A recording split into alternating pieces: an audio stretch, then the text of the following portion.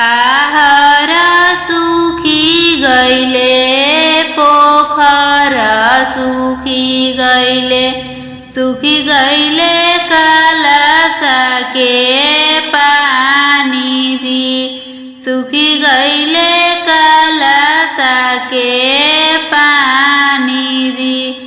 पापा के दिलवा में धड़कन समाइले कैसे होई है बेटी के विवाह जी कैसे होई है बेटी के विवाह जी।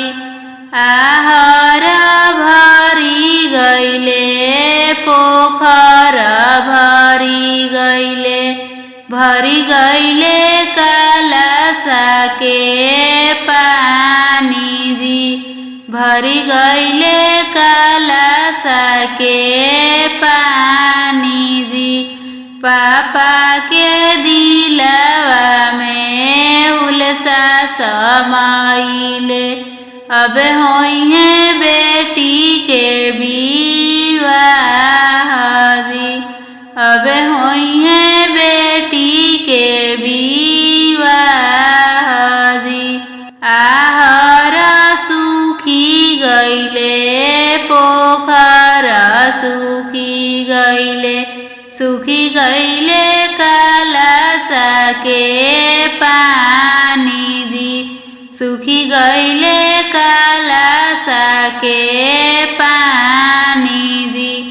चाचा के दिलवा में धड़कन समाइले कैसे होई है बेटी के विवाह जी कैसे होई है बेटी के विवाह जी।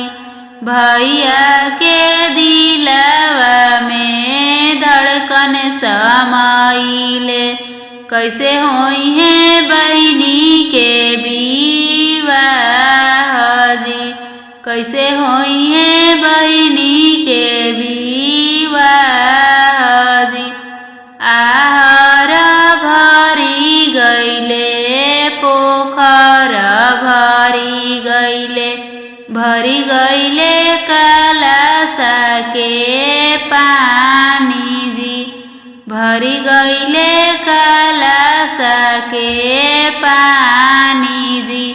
चाचा के दिलवा में हुलसा समाइले अब होई है बेटी के विवाह जी अब होई है बेटी के विवाह जी।